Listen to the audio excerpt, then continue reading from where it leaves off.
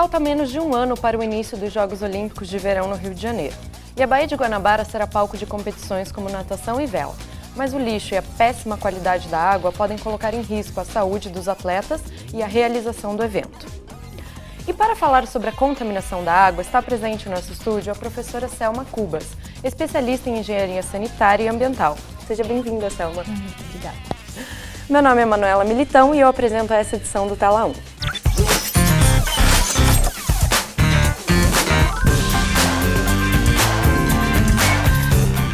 Selma, qual é a situação atual dos mares brasileiros em geral, em especial da Baía de Guanabara? Acho que antes de falar disso, nós vamos falar da questão do saneamento.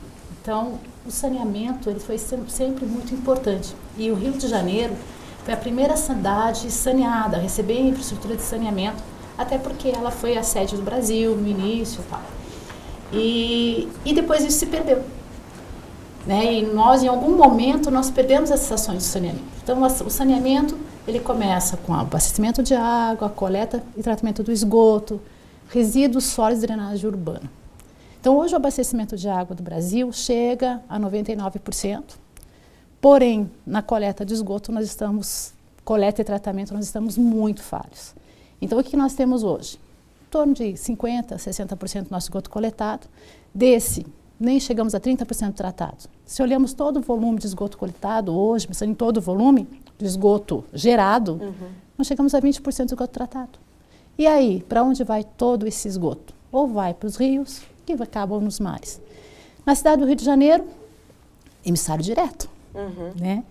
E nós temos hoje, como nós não trabalhamos, né, nós somos do Rio de Janeiro, mas pelo que a gente pesquisa e pelo que a gente estuda e vem acompanhando aí, o Rio de Janeiro hoje tem praticamente na Baía de Guanabara, na área da bacia, tem 50% de esgoto. E a meta é chegar a 65%. Né? E todos esses esgotos são lançados. Então, estima-se que hoje a Bahia recebe 10 mil litros por segundo de esgoto sem tratar. Aonde eles pretendem fazer as Olimpíadas. Aonde eles pretendem. Entendi. E eles estão retirando, e ainda estima-se que ela recebe de 8 a 10 toneladas de lixo né, por dia. Então, realmente não houve uma ação. Né, e a nossa ação no Brasil foi muito pequena na área de saneamento. E nós conseguimos poluir nossos rios e estamos conseguindo poluir nossos mares. Então existe a possibilidade real de contaminação dos atletas nessa baía? Sim, existe a possibilidade, como em qualquer lugar no Brasil, existe a possibilidade. Uma grande preocupação hoje é que os estudos e as análises estão sendo feitas não é só pela bactéria. Então, quando você lança um esgoto, em qualquer corpo hídrico, vamos dizer o seguinte, você está lançando doenças também.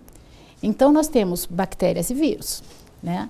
Normalmente, nós avaliamos muitas bactérias, mas elas têm uma vida útil, uma vida, né, mais curta. Na competição, elas acabam morrendo. Tal. Mas o que foi verificado na Bahia foi a presença de vírus. Né? E isso é a preocupação, porque o vírus ele tem uma vida muito mais longa. Então, não é assim, daqui 2 dias vai morrer. Não, pode levar anos, ele pode ficar ali. Então, não é uma coisa tão simples. Vou despoluir de hoje para amanhã e vai resolver tudo. Não. As ações teriam que ser ações de saneamento em toda a cidade para não chegar mais esse esgoto, esse resíduo lá. E aí sim, dar um tempo para essa baía, dentro dessa bacia hidrográfica, voltar à condição normal dela. Obrigada, Selma. A estudante Carla Cachuba está ao vivo na área externa da Universidade Positivo e tem uma pergunta para a nossa entrevistada. Olá, Carla. Olá, Manuela. Bom dia, professora. Eu gostaria de saber se ainda há tempo de recuperar a Baía de Guanabara e quanto tempo leva para recuperar uma água contaminada. Bom, eu acho que agora não há tempo para recuperar. As ações têm que ser ações muito grandes, um investimento muito alto, e nós perdemos esse prazo de investimento. Eu acho que o Brasil, não só o Brasil, mas o Rio de Janeiro, nesse período, perdeu a capacidade de investir mais em saneamento. Né, a ideia de investir em saneamento, e agora vamos dizer, não tem nem um ano, né? Menos de um ano, dificilmente se recupera essa qualidade da Bahia, por mais que os investimentos sejam feitos, não se vai conseguir investir da forma que é necessário, e a autodepuração, ela é muito lenta, depende de vários fatores. Então, eu acredito que não teria agora como recuperar da forma que seria necessária a recuperação. né, do que se espera. Entendi. E agora outra estudante gostaria de fazer uma pergunta. Bom dia, Petri. Bom dia, Manuela. Bom dia, professora. Eu gostaria de saber que tipo de política pública precisa ser feito para que os mares sejam recuperados com sucesso. Então, na verdade, vamos falar um pouco de gestão. Então, a gestão, ela começa com uma política pública, daí nós temos um planejamento e depois do planejamento nós temos ações, que a gente fala de gerenciamento, que é o monitoramento e controle, ação, monitoramento e controle. Bom, a gestão nós temos, a política nós temos, então em 2097 nós temos a política de recursos hídricos, excelente política. 2007 é a política de saneamento, nós esperamos anos para essa política. E em 2010 a política de resíduos sólidos. Então, política pública nós temos. Porém, o que está faltando? Planejarmos. E dentro da política de tanto de 97 como a 2007 e 2010, os municípios, eles ficaram responsáveis, então o Estado e o município, ficaram responsáveis para planejar as ações. A política de saneamento trouxe que a gestão do saneamento é por conta do município. Que antes ficava assim, é a companhia de saneamento. Não, a companhia de saneamento, ela é concedida o serviço a ela. Uhum. Mas quem estabelece as metas de curto, médio e longo prazo é a prefeitura. Ele tem esse poder. Uhum. E isso tem que estar dentro de um plano. Né? E o que está acontecendo no Brasil? Esse plano não está saindo. Então, esse plano é individual, é dentro dos municípios. O governo federal, ele não tem autonomia para interferir nessa... Não, o governo federal, nós temos o Plano Nacional do Brasil, porém depende dos planos municipais. Uhum. E as prefeituras só conseguem agora recurso se ela apresentar o plano. Mas o que está acontecendo é que elas não estão tendo verba para realizar o plano e nem profissionais adequados. Uhum. Né? E aí fica no plano. Não sai do papel e a gente precisa que as ações sejam feitas na área de saneamento. E aí sim, nós vamos recuperar os nossos rios, nós vamos recuperar os nossos mares. E aqui em Curitiba, como está a situação da nossa cidade em relação ao resto do Brasil? Curitiba já tem o Plano Municipal de Saneamento. Curitiba ela tem hoje 92%, 93% do nosso esgoto coletado, praticamente dos 100% tratado. O tratamento, nem todo ele é tão eficiente assim, né? Mas nós temos muitos rios poluídos. Então, se a gente avaliar Curitiba hoje, qual é o nosso principal rio? É o Rio Iguaçu. E o Rio Iguaçu, ele está tão contaminado, que ele é considerado como um rio, como se fosse um esgoto. Então, o rio que nasce aqui e depois se transforma nas cataratas, nós conseguimos poluir tanto que ele não consegue mais, a gente não consegue mais retirar a água dele para abastecimento. Nós só jogamos esgoto nele. Né? Então, é um rio morto. Nasce aqui e nós matamos o rio. Mesmo com essa coleta de acima de 90%. O que seria considerado muito bom, apesar de não ter uma continuação desse tratamento. Se nós avaliássemos como outras capitais, ou até como outras cidades, Curitiba tem um avanço na área de saneamento. Porém, precisa muito mais. Nós poluímos nossos rios, nós matamos nossos rios e agora precisamos de ações. Precisamos recuperar esses nossos rios. E tem como recuperar? Tem. É possível? Hoje a recuperação é saneamento básico. Não dá mais para a gente fugir da infraestrutura.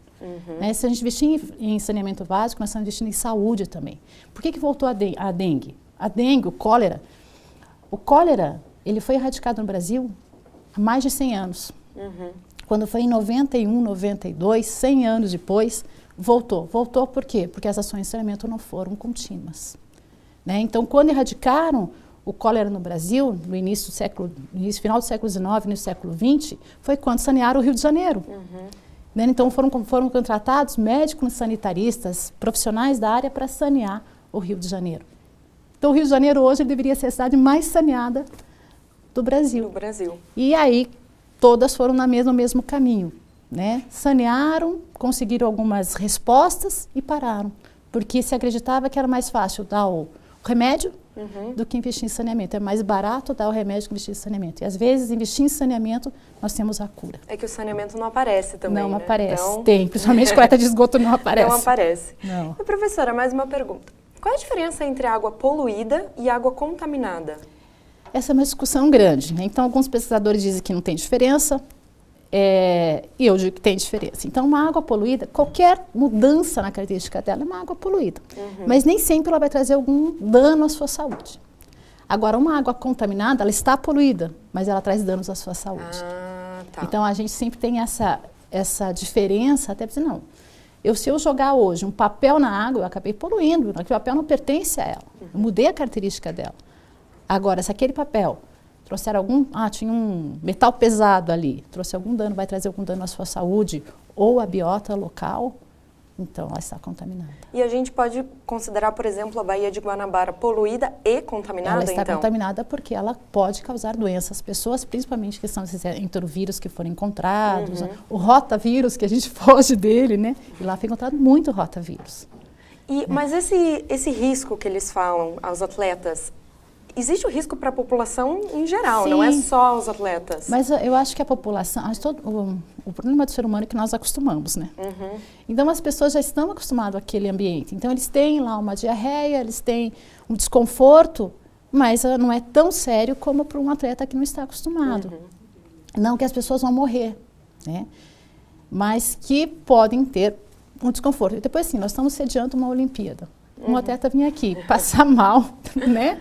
E pode, inclusive, prejudicá-lo na própria atuação, né? Exatamente. E aí, uma outra preocupação também são as algas presentes lá. E nós temos, semana passada mesmo, eu vi uma reportagem falando de mortes de peixes.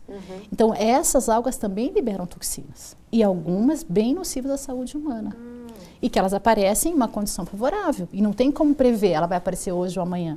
Não tem como prever. Então, até o início das Olimpíadas, a gente pode ter uma disseminação dessas algas. Então, assim, tudo por falta de controle, principalmente na coleta e tratamento de esgoto. Se tivesse investido em coleta e tratamento há 8 anos atrás, né, iniciando esse processo e tal, com certeza algum avanço nós teríamos. 10, 20, 30% já seria um avanço. Né?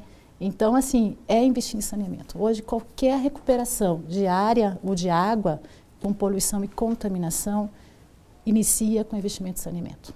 Entendi. E a senhora acredita que teria alguma baía no Brasil que pudesse sediar atualmente esses... Eu acho que é uma estrutura muito grande, né? Então, como cidade, o Rio de Janeiro é uma cidade turística, é uma cidade linda, né? Então, assim, é a que tem estrutura para isso. As outras cidades nós não temos. E agora, o interessante é que agora em comecinho de outubro, vai ter um grande congresso no Rio de Janeiro falando de saneamento, que é um dos maiores congressos no Brasil, que é o Congresso da Associação Brasileira de Engenharia Sanitária e Ambiental. Vai ser no Rio de Janeiro e vão discutir exatamente essa questão de saneamento do Brasil, principalmente do Rio de Janeiro. Entendido.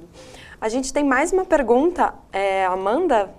Olá, Manuela. Olá, professora. Olá. Eu gostaria de saber se a imagem do Brasil não pode ser afetada, ficar muito negativa, se alguns atletas forem contaminados por causa dessa água.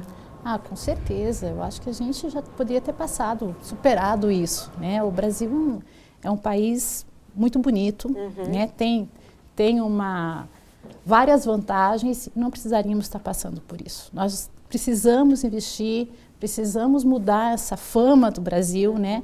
E precisamos, principalmente, acabar de olhar o Brasil como um bolo em que o recheio está estragado e a gente coloca uma massa bem bonita e está tudo bem.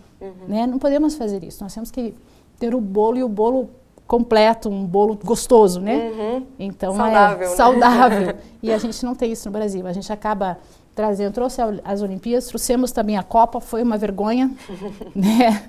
Porque as infraestruturas não ficaram prontas. E nas Olimpíadas poderíamos ter aprendido com isso. E nós não aprendemos. Então a imagem do Brasil pode ficar... Foi como a senhora disse, né? Existe o planejamento, a ação está ali, só falta colocar em prática. Precisamos tirar do papel. Né? O papel aceita tudo. Não, vamos colocar em prática. E são ações pequenas, podemos começar aos poucos. Não precisamos investir... Se nós tivéssemos investido em saneamento aos poucos, ao longo de todos esses anos, nós não estaríamos nessa situação. E numa situação em que as pessoas estão morrendo de dengue, sem controle. Agora estamos com a Zika, né, também indo sem controle. Curitiba já tem o seu caso, até então não tinha, agora nós não podemos dizer que Curitiba está sem a dengue, nós temos o primeiro caso, e aqui em São Brás, está se disseminando.